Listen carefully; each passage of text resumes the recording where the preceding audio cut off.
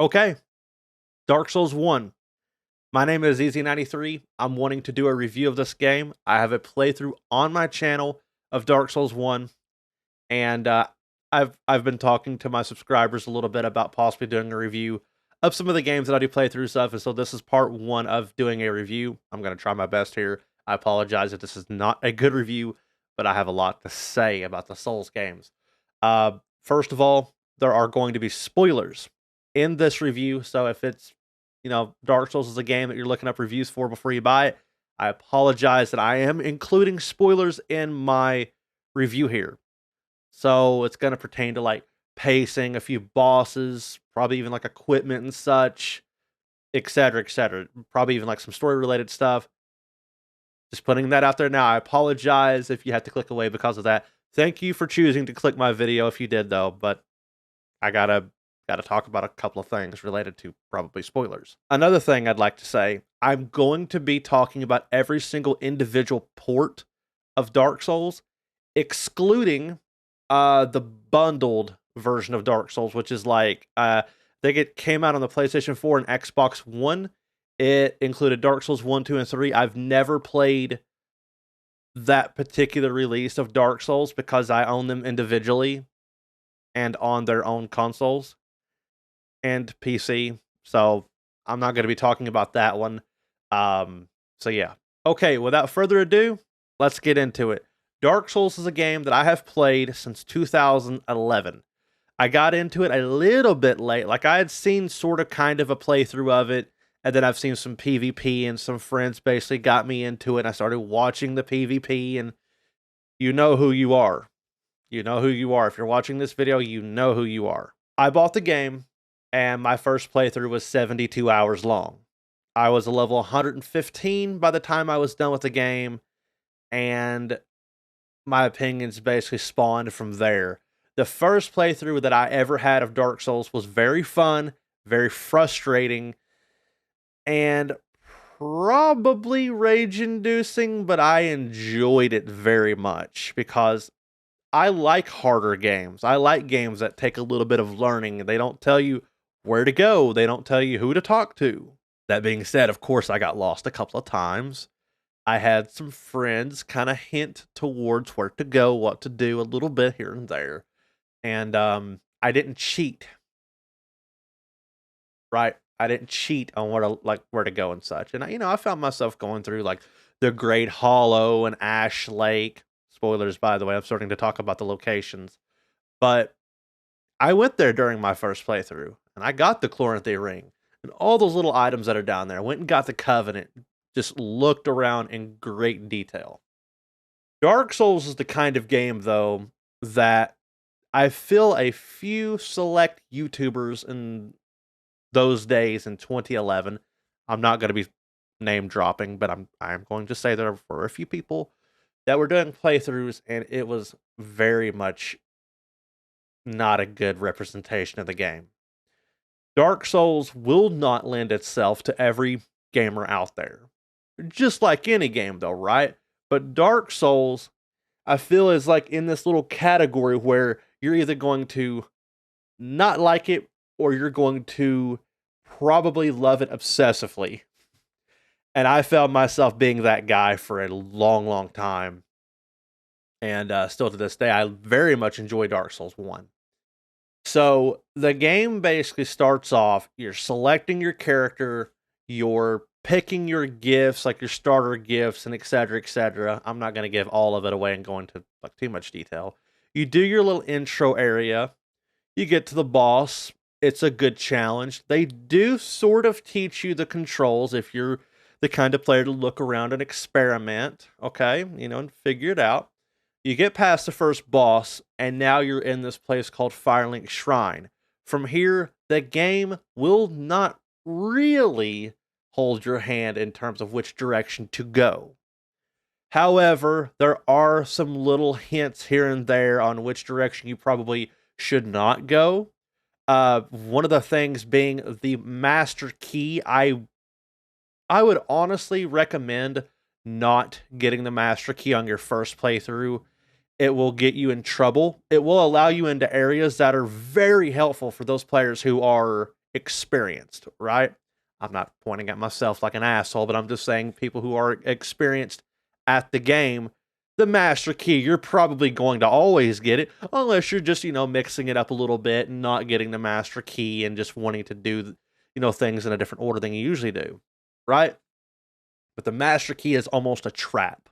You almost don't want to get it on your first playthrough and kind of follow where the keys that you get take you. Okay? That's how I approach telling people that have never played Dark Souls kind of how to start ish. Follow your keys, don't get the master key, and if an enemy seems like it's way too hard, for example, there are those skeleton enemies in the beginning, they respawn, like, or not respawn, but they resurrect. That's kind of a bad sign already. That's almost like a bad representation of where to go if you're a first time playthrougher. You're going to want to head towards the typical Undead Burg area, right? You can go that way.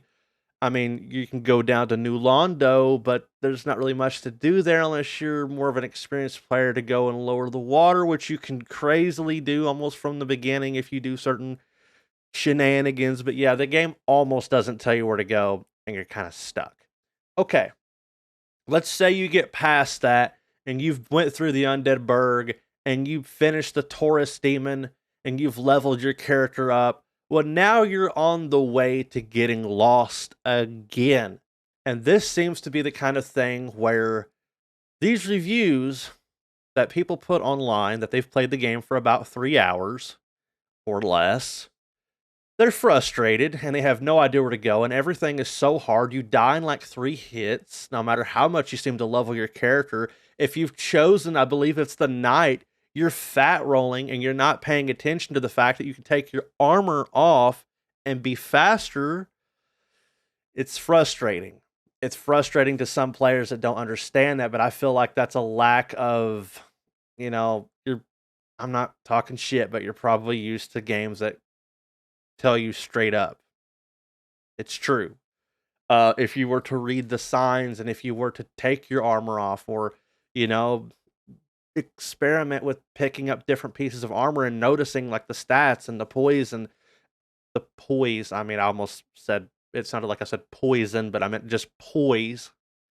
Pieces are lighter, pieces are heavier, and they have different stats, different elements that they're good against. And it's about learning those systems that you start to kind of learn, okay, it's not about just picking the character and playing the game and just getting used to this fat rolling heavy feeling. I'll admit, my first player that I ever played as was a pyromancer, and I was fast rolling, so I didn't have this problem until I picked up like a spear or something. Then all of a sudden I noticed that my character was mid rolling, and I immediately hated it. But I thought that was just the course of nature. Like, okay, I need this weapon. This is a better weapon. Endurance and such and all of that started playing into stats and being able to better my character, getting the Havel's Ring to fast roll. I'm not getting off topic here, but I wanted to talk basically about that part of the game's experience.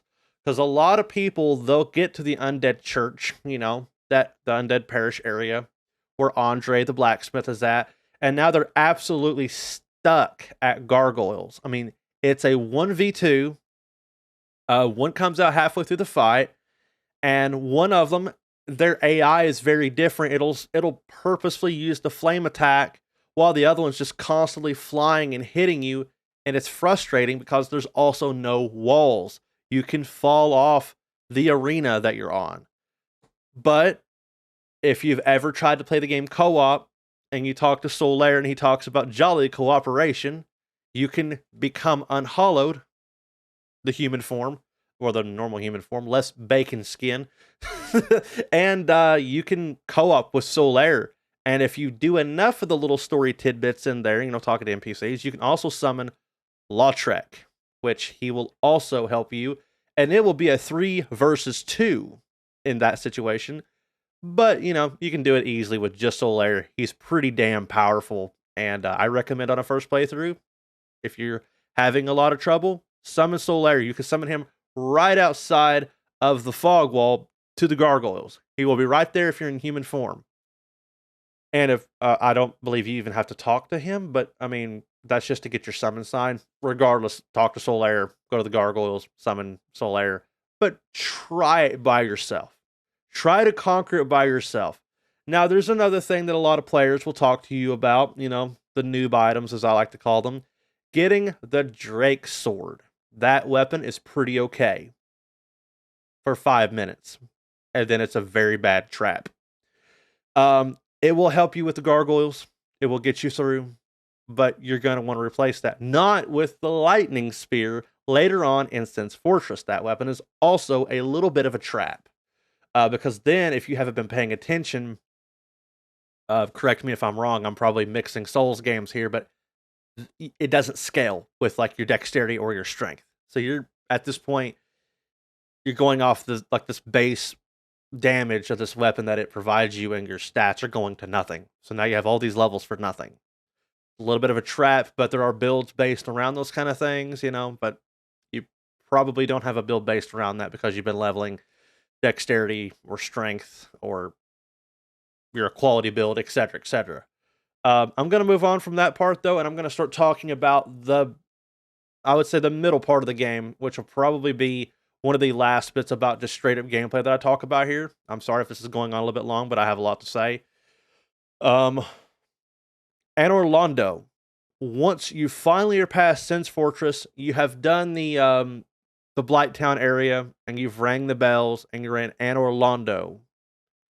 People know where to go usually. You finally get to Smo and Ornstein, which is how I pronounce their names. Some people say Ornstein. Now you are left to the mercy of placing the Lord Vessel, and good luck. Yet again, you find yourself back at Firelink Shrine with a lot of different directions that you can go, but no clue what you're getting ready to get into because the game just completely drops your hand again at that point. You kind of have these directions to go towards Blighttown eventually, towards the Lower Undead Burg, towards Sense Fortress.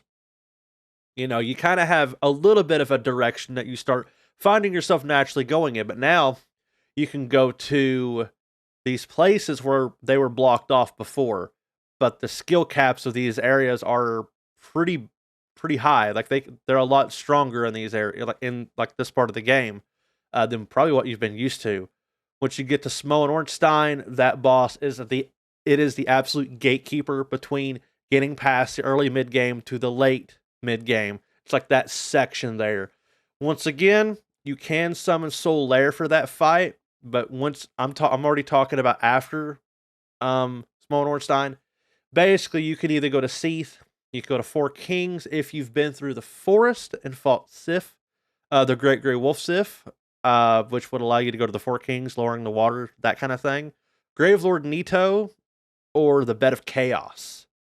All pretty massive areas. The Tomb of the Giants is a little bit of a trap if you do not go and unlock the door that is down in, let me see here, it's down in Blighttown, past the Covenant, and you can get the Sunlight Maggot, which will allow you to see, or if you get a lantern, which will probably replace your shield slot.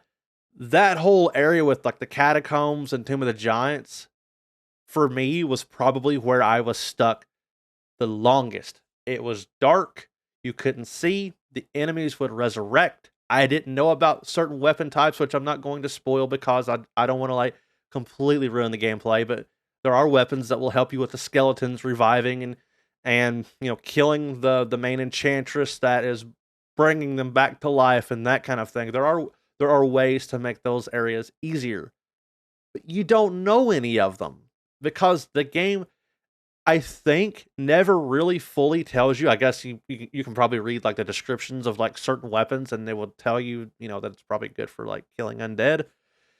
Besides that point, that's another stopping point of the game, and it's so easy to get lost. A lot of people ask me, easy, where should I go? Should I go towards the archives, the Duke's archives, or should I go towards Gravelord Nito? Where do I go, right? And honestly, that's a very tough question because I will actually point people in different directions depending on what their character is built out to be, right? Not every character is going to have an easier time with this one over that one. And that's really where another roadblock is at if you haven't already stopped the game at Small and Ornstein. Now, I know I'm being a bit meticulous about this, talking about the game, but it's true. Now, I'm going to skip ahead to the very end of the game. Let's talk about Gwen.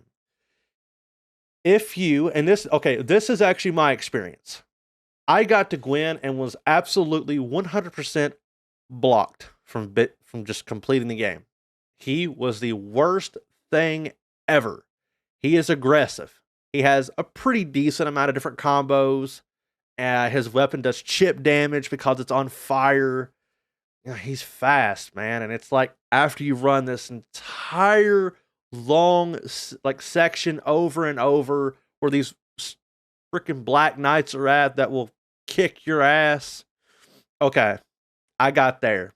And I'll admit this. I screwed up the entire game by not doing one thing. That one thing being, I wasn't parrying whatsoever. None. Absolutely none. And on Gwen, I walked in. My shield had no plus stability to it at all. I wasn't upgrading it because I thought, okay, well, I'm just upgrading the attack of my shield, and that's stupid. Little did I know it's actually slightly upgrading the stability, which takes less stamina, etc., etc. I had learned very quickly that my weapon was trash. I ended up going with a Black Knight halberd that I actually had the stats for, which was an insane upgrade versus whatever the hell that lightning spear was causing. Yes, I used that weapon the whole damn time, and it was awful. That was a very bad experience, almost like a trap to the players, as I mentioned before in this review. And then I went back into Gwen. I had a fully upgraded shield. I had a better weapon, and I practiced my ass off on parrying him until I won. And it was the greatest feeling ever because playthrough number 2 started, and I started learning how to parry every single freaking thing that I could, and I fell in love with Dark Souls all over again on my second playthrough. And here we go again, starting right back over. Now that I'm done talking about the game and my first playthrough and my first experience and stuff with the game, you know, while sprinkling in little tips and tricks and such, I want to start talking about the different versions of the game. Because I just mentioned something that is weird. And it's still weird to me. And I've had conversations with people who play Dark Souls, and they kind of feel the same. Dark Souls natively ran at 720p 30 frames per second. On console, on PC, the first version was on Games for Windows Live / Steam, and oh god, it ran barely 720p and barely 30 FPS. My computer was well strong enough to run it, and it was a bad experience. But let me start over here. The very first version of Dark Souls I ever played was on the Xbox 360. Most of my friends know me for playing it on PlayStation 3, which is probably the version I have played thousands of hours on. Don't ask me why, but that's the version I played the most. But I started off and did my first playthroughs on the Xbox 360. That version, when I first played it on the first patch, was so messed up that you could, I mean, there was like a glitch with like going through a fog wall backwards and falling through the map and dying, and then like being teleported all the way back to the last bonfire. There was like some stuff like that, not to mention like the balancing issues and enemies actually they hit harder. It felt like they hit harder and did more damage. You did less damage. Weapons were just trash. Yeah. But, you know, in terms of performance, the Xbox 360 version ran better pretty much in every way than the PlayStation 3 version, which was kind of a nightmare, especially in Blighttown. Everyone will tell you that PlayStation 3 Blighttown was atrociously bad, and I'm talking like, not talking shit about a Nintendo console, but Nintendo 64 sub 11 FPS Blighttown. Yeah, it was really bad. The 360 version, do I recommend it? It, to me, these days is a very solid experience now that it's all patched and such, but I honestly don't know if I can recommend you to play that version first, considering all these other options that I got to talk about. I'm just talking about the 360 version first because that's what I first played. It's a decent experience these days, but I don't know. I don't know. Let's move on to PlayStation here. PlayStation 3.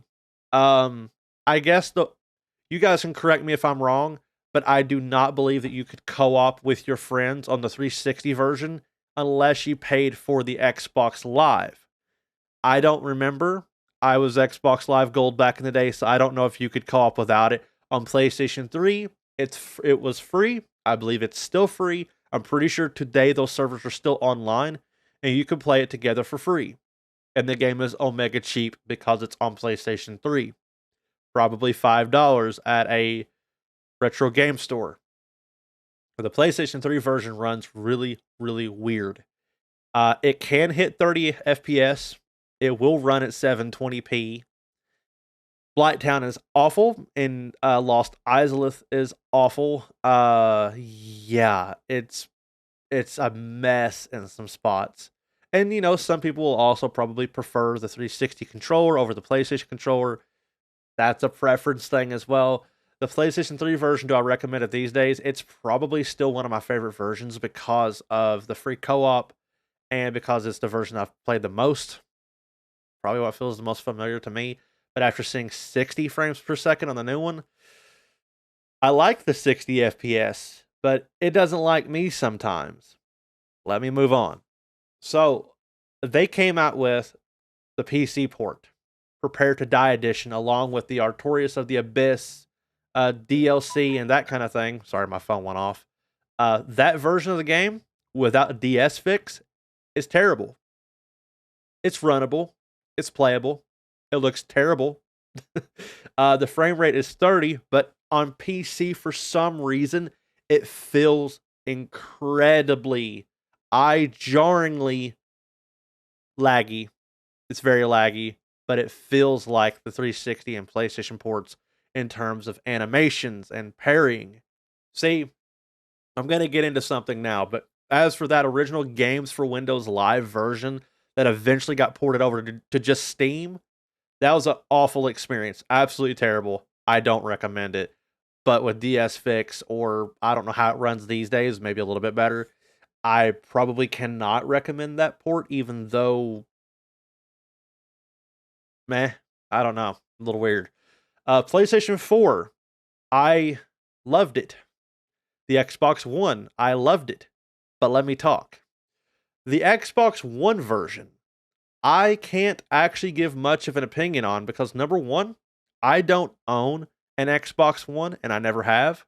I own a Series X. Back there, you see the box, but I don't own the Xbox One version of Dark Souls because I didn't have the console. And the only time I've ever played that version, I was playing it on a controller that was pretty bad. It was in bad condition. I think it'd been used a little bit too much, and I tried to play the game, and I was having all kinds of weird little latency issues with certain animations, things coming out late, and that kind of thing. I'm not posting my opinion on that version, but I have played it. Just wanted to put that out there. So if you guys are wanting to buy it on Xbox One, don't take my opinion on it because I'm not educated enough to actually honestly tell you do I recommend it. The PlayStation 4 version is wonderful. I loved it. It was fun. I had no problems with it. And then the problems began. Okay, Dark Souls Remastered. I do not like the new lighting. There are a few places where I feel like they tried way too hard to make it different. Now, I'm obviously in the middle of recording this video here, and I'm going to forget things that I don't like about the Remastered, within the lighting in particular. But I just don't like some of the very darkened areas that they did, like the stupid like church elevator part, like where you go up to the Undead Parish. I think that looks really stupid. It's way too dark. It's mostly things being way too dark or things very blown out looking in the remaster visually that I did not like. That, and I feel like some of the things didn't upscale very well. Like it almost looks worse. You know, they did a couple of good things though that looked pretty decent, but the frame rate being 60 FPS was amazing. I love it until I didn't. Pairing, for those of you guys that are Dark Souls guys out there, and you know what I'm talking about, I'm going to be comparing the Dark Souls 4 or Dark Souls 1 PlayStation 4 version to the games for Windows Live / Steam version with the 60 FPS mod. So there are some mods that allow the original PC port of Dark Souls 1 to be played at 60. The only problem with that mod, and it was confirmed on a few animations, that it cuts them short. And because the game is tied in a lot of ways to its frame rate. So by doubling the frame rate, it's actually screwing some things up. I cannot confirm this, but I feel that problem because I have played the 60 FPS, DS Fix mod enough. I can compare that to the PlayStation 4 and Xbox One versions of the game at 60. I can kind of feel that my parries are a little off, and they're always that way. I went back and played the PlayStation 3 and 360 versions, and I'm just nailing parries that I feel like I would have absolutely missed hard on the remaster. And one more thing I will say about the remaster, they did kind of clean up the menu options a little bit. They put in a few use all options for like some of the covenants and that kind of thing. There are a few things that they made better. Some of the UI changes, some shortcuts and such. So the remastered version of Dark Souls 1 on the PS4 and Xbox One, I can probably recommend those fairly. However, the caveat to the PlayStation 4 version co-oping, you have to have, I'm pretty sure you have to have PlayStation Plus in order to co-op that version. Okay? Steam. We're going back to Steam, but now we're going back to Dark Souls Remastered on Steam. I basically would say that there's probably no point of playing Dark Souls 1 on console if you can play it on Steam, besides the hacker community of that version. From what I've seen, my own personal experience, Dark Souls 1 on Steam on either version was always absolutely encrusted with some of the worst hacking morons that I have ever seen, to the point of like file like corruption, like doing some shit that would corrupt players' profiles that they have probably 100 hours on, and now all of a sudden they screwed it up by dropping an item or some, some shit like that, and now your profile is gone because you picked it up and it corrupted your shit. If you're not playing with people online, or you're using some sort of mod to play with your friends only or something like that, the PC remaster version of Dark Souls 1 I have had probably the least amount of issues with, besides still the weird rolling and parry timings. Every single version that's a remastered version of Dark Souls, I have felt that problem. The slightly off parrying, I land my parries, but they just don't feel as good. They don't feel right at 60. Like something's just a little bit off about it versus how it felt at 30. By the way, I tried capping it at 30. No, that does not work. That feels almost even worse. And laggy again, almost like an unnaturally laggy 30 FPS. Kind of how the first version of Dark Souls was on PC, the Prepare to Die edition. But yeah, I have one more version to talk about. The Switch version. I own the Switch version. It is the remastered version, and it is at 30 FPS. So you would think that it would pretty much be the one version that fixes all the animations and it looks better than the original and stuff. No, that version is so weird that I almost don't even know how to comment on it. I've had some of the damnedest things happen to me. The game's frame rate is damn choppy, and it looks weirdly pixelated in like the most jank way. And for those of you that know about the Switch, and maybe this is just my experience, I see the resolution like changing, and it bothers me. And I can see it during more like actiony parts. Like I can see like the resolution just going in and out, and like it bugs me. And it's not often. It's not often, but I have seen it in docked mode. By the way, I don't really have much experience with it in undocked and in my hand because I don't really play games like that too often. The Switch version, I will say this, and I will be completely honest. If you are a Nintendo fan and you have never played a Souls game and you are thinking about playing Dark Souls and you're wondering if you should even try it on the Switch, yes, you should absolutely try it on the Switch. It is not the worst feeling version I've ever played. It's actually pretty okay. It's not great. It's not completely horrible. Will you get a pretty well authentic experience? Yeah, yeah, it's pretty good. The online community for that game, though, is very thin. I have hardly seen anyone playing it online. Co-op, PvP, and when I have, they're very unexperienced or very strange players. With that being said, though, yeah, I'd recommend it, but you're better off playing it on definitely something else. Absolutely, if you can. So we've talked about the different versions. Which version do I recommend? It sounds like I'm recommending, the Xbox One and PlayStation 4 version and the new like remastered version. But honestly, I'm gonna recommend two versions here, okay? Go and play the PlayStation 3 version. I know I said it was basically worse than the Xbox, but I'm recommending based on my experience. My experience. Not anyone else's, mine. I love the 360 version, but I'm recommending the PlayStation 3 version because it is what basically got me to keep playing it. Because it was allowing me to play with my friends for free, and that was a big deal to me because I didn't have a lot of money. 2011. Easy's many years younger at that point. No job, no work. I owned the console and the game. So the PlayStation 3 version, I enjoyed that version. It does not run that great, but it is fairly solid in the places that it does run great and plays great in. And then honestly, if you can absolutely play it on PC, the remastered on PC, there might be a mod or two out there that can maybe keep hackers away. That is also a solid port and probably the least janky feeling one than the PS4 and Xbox One. Those are basically the two versions that I recommend. You can basically like null and void my PS3 opinion and go with 360. It really doesn't matter. To me, that was just like a personal experience kind of thing with the game.